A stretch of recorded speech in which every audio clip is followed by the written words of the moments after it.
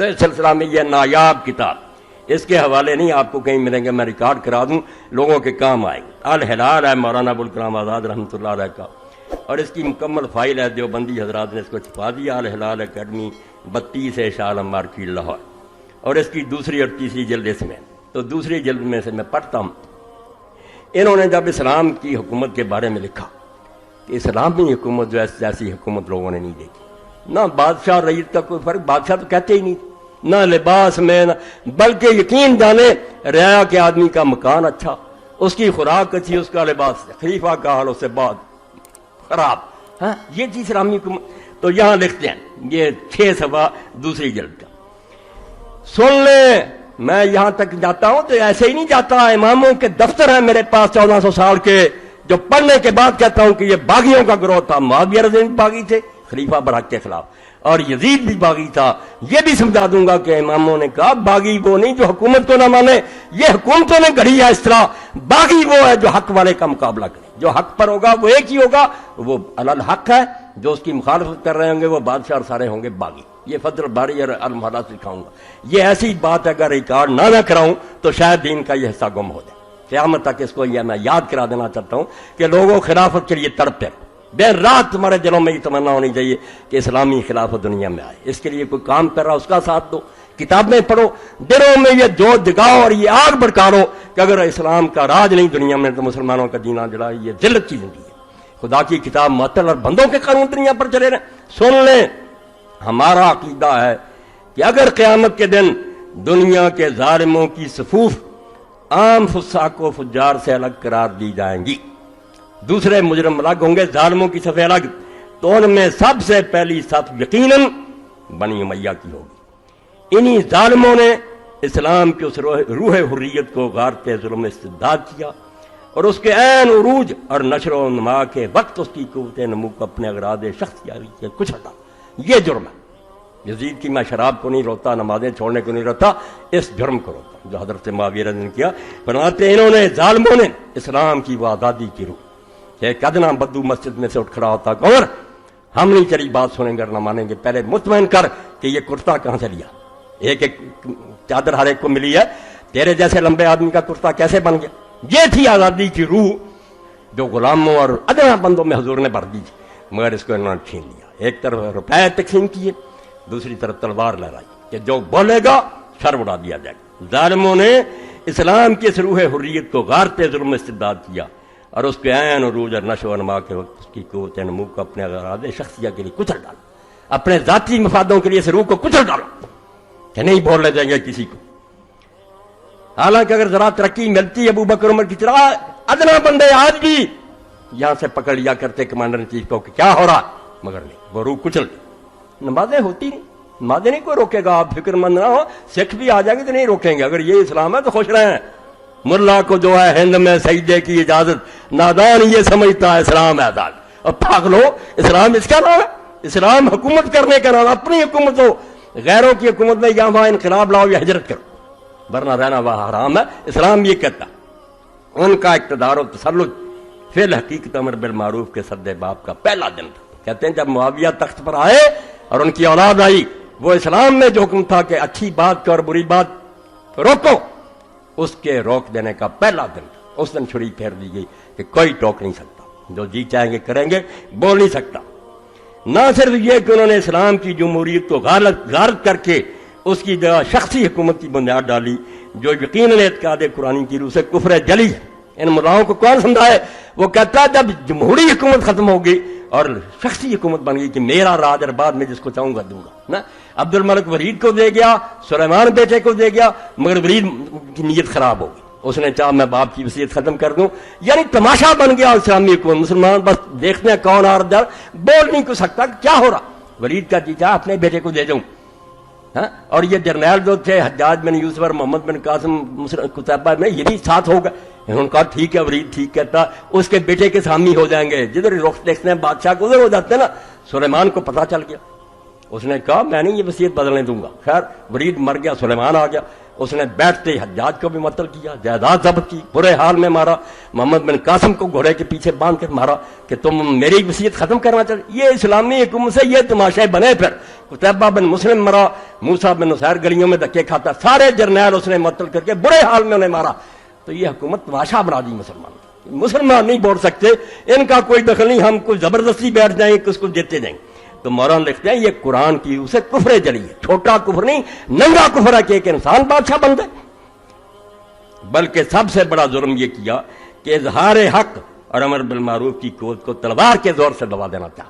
پچھلوں نے نہیں، معاویہ نے، جاؤ صحابہ کے حالات دیکھو، کسی غریب نے کہا اسی کا حاکم حق میں ابن عمر غفاری خود کمانڈر بنا کر بھیجا، مال غنیمت لکھا کہ سونا چاندی نکال کر مجھے دے در، باقی قرآن کے مطابق تقسیم کرو۔ زیاد نے یہ خط لکھا، اس نے کہا نہیں، امیر المومنین کے خط سے پہلے اللہ کی کتاب ہے، پائی پائی تقسیم ہوگی جیسے قرآن کہتا۔ اور سزا کیا ملی پھر اس کو؟ اسی وقت معطل کر کے گیڑیاں لگائیں اور وہ جیل میں بھرا، صحابی رسول۔ اس حکومت کی بات کرتے وہ نالاق ہیں، یزید کی باتیں کرتے رہتے ہیں کہ یزید کچھ بھی نہیں، وہ تو اس کے باپ کے ظلم دیکھو کہ دین کے ساتھ اس نے کیا برتاؤ کیا، کیا اسلام کا بنا، اور کس طرح اللہ کے نیک بندوں کی زبانیں کاٹی گئیں۔ اور مسلمانوں کی حق گوئی کو تلوار کے زور سے، اور مسلمانوں کی حق گوئی کی ترقی گناہ ورورے کو مزمل کر سہم گئے۔ بھائی روز کون مرتا ہے، ڈر گئے لوگ، نہیں بول سکتے۔ تاہم کیونکہ عہد نبوت کا فیضان روحانی اور تعلیم قرآنی کا اثر ابھی بالکل تازہ تھا، حضور کا اثر اتنی جلدی تو نہیں دور ہو سکتا، ابھی لوگ تھے، اس لیے اگرچہ طرح طرح کی بدعات اور محدثات و معاصی کا بازار گرم ہو گیا تھا۔ یہ تمہارے اہل حدیثوں کے امام الہند لکھ رہے ہیں کہ بدعتوں کا بازار گرم تھا اور گناہ کی ریل پیل تھی، لیکن پھر بھی امر بالمعروف کی آواز کی گرج کوفہ و دمشق کے ایوان و محل کو لرزا دیتی۔ کبھی کبھی کوئی نکل آتا تھا دیوانہ جو محل میں جا کر اعلان کر دیتا تھا کہ بے شک اس کا سر کاٹ دیا جاتا، مگر نکلتے رہے۔ یہ میں نے پڑھا ایک لمبا، مگر اس میں تھوڑا سا پڑھ دیا۔ اب دوسری بدعت کا لکھتے ہیں، کہتے ہیں ذکر نہ کرو، انہوں نے کیے کام ہم صرف بیان نہ کریں۔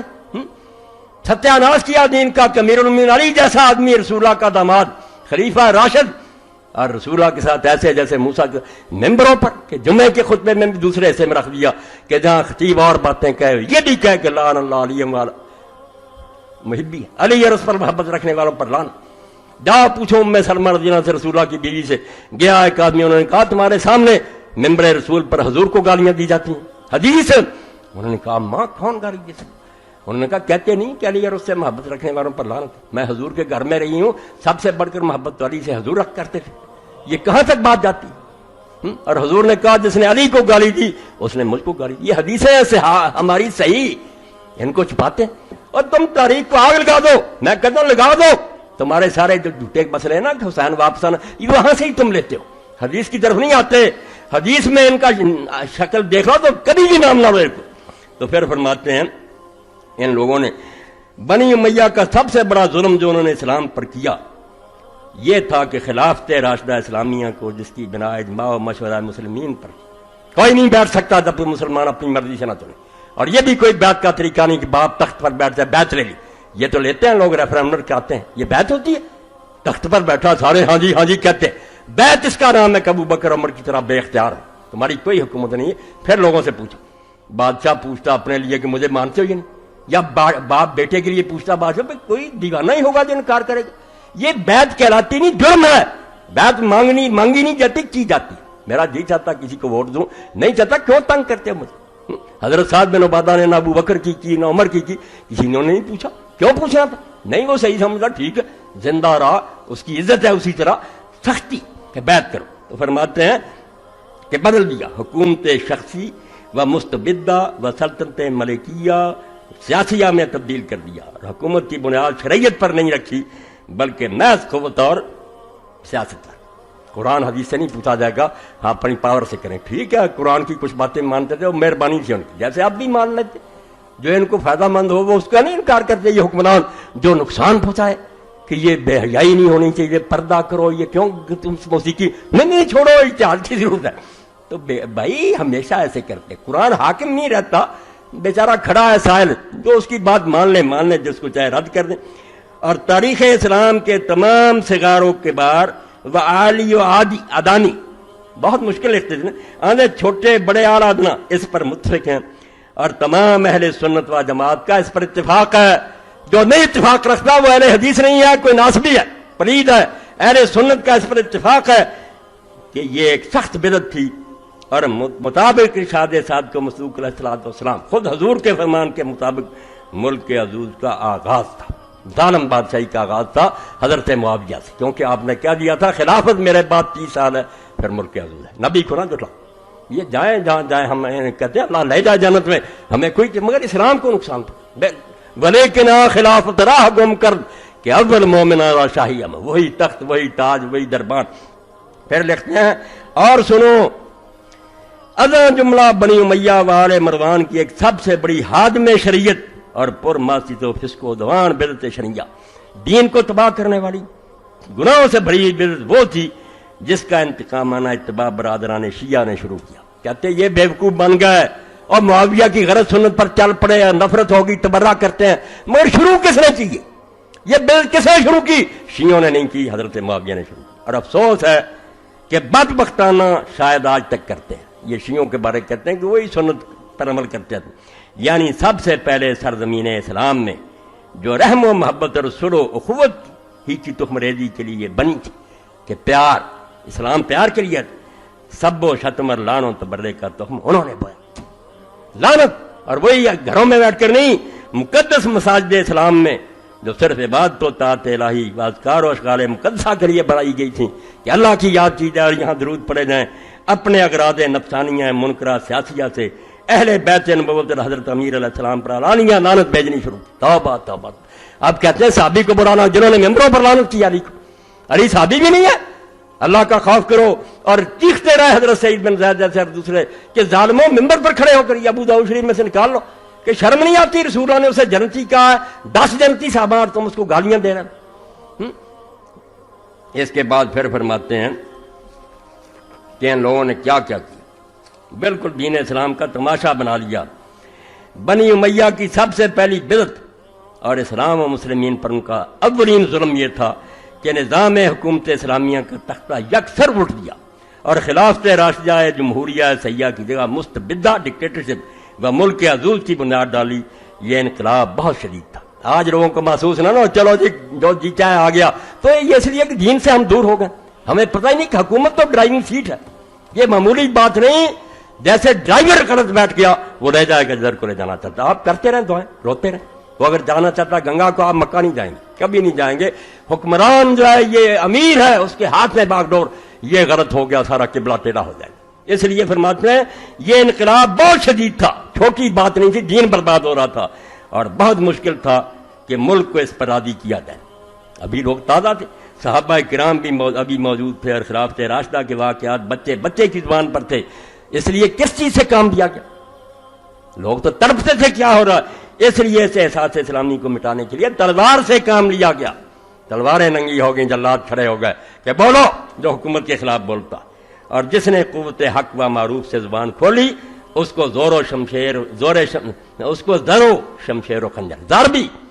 ابن استیاب لکھتے ہیں، ابن عبد البر استیاب میں، کہ لوگوں نے پوچھا کہ معاویہ کیوں کامیاب؟ اس نے کہا میں نے بیت المال سے لوگوں کو دینا شروع کر دیا، لٹا دیا خزانہ، جہاں سے عمر ایک انگلی شہد کی نہیں لیتا تھا جب تک امت سے اجازت نہیں لیتا، کرپشن شروع کر دی۔ زور و شمشیر و خنجر سے چپ کرایا گیا۔ رفتہ رفتہ احساس منقلب اور خیالات پلٹے کھانے لگے۔ 14ویں صدی تک پہنچتے پہنچتے سب کچھ بدل گیا، لوگوں کے دل سے وہ بات ہی نکل گئی کہ یہ حکمران کیا کرتے ہیں ٹوکنا، اور حقیقت روز بروز مستور و محجوب ہوتی گئی، مٹ گئی ساری۔